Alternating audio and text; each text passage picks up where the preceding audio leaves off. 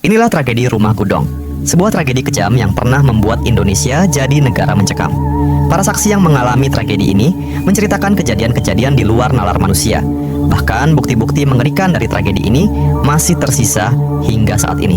Pada tahun 1990, pemerintah Indonesia di bawah kepemimpinan Orde Baru melakukan operasi militer di Aceh.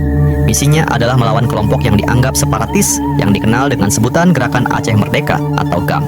Militer Indonesia mengirim ribuan tentara ke berbagai daerah di Aceh.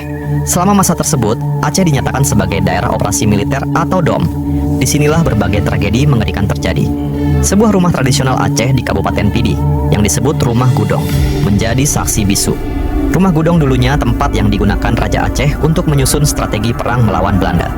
Sebelum lanjut menonton, bantu like, komen dan subscribe akun kecil ini, maka rezeki kamu lancar selalu. Setelah DOM diterapkan di Aceh, militer Indonesia menjadikan rumah ini sebagai salah satu pos tentara. Namun tak hanya itu, rumah ini juga dijadikan tempat untuk menahan, menginterogasi, bahkan menyiksa orang-orang yang dianggap berhubungan dengan GAM.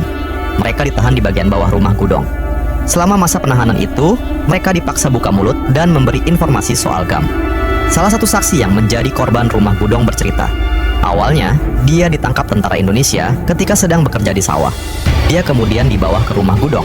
Sesampainya di sana, para tentara Indonesia langsung melakukan interogasi. Jika tidak bisa menjawab atau dianggap menyembunyikan sesuatu, maka dia akan disiksa dengan cara-cara yang kejam. Awalnya, dia dipukul menggunakan kayu. Jika masih dianggap menyembunyikan sesuatu, dia dicambuk menggunakan kawat. Bahkan, dia pernah mengalami siksaan paling parah, yaitu dipanggang dan disetrika. Setelah mengalami penyiksaan-penyiksaan tersebut, dia dirantai di bawah Rumah Gudong. Dan hal yang sama terulang lagi keesokan harinya. Tak hanya penyiksaan, penghilangan nyawa, bahkan kerap terjadi di Rumah Gudong. Hal ini terbukti ketika Komnas HAM melakukan penyelidikan dan menemukan beberapa bagian tubuh di TKP. Selain itu, ruda paksa terhadap wanita dilaporkan sering terjadi di Rumah Gudong. Tragedi Rumah Gudong berlangsung selama 9 tahun hingga akhirnya DOM di Aceh diberhentikan dan semua tentara Indonesia ditarik. Ratusan orang terdata sebagai korban Rumah Gudong. Namun diprediksi, jumlah korban sebenarnya bisa mencapai ribuan orang. Mereka mengalami penyiksaan, penghilangan nyawa, dan ruda paksa. Ada juga beberapa orang yang dinyatakan hilang, dan sampai saat ini keberadaannya tidak diketahui. Meski sudah dinyatakan sebagai kasus pelanggaran HAM berat, namun para pelaku dalam tragedi ini tak pernah diadili.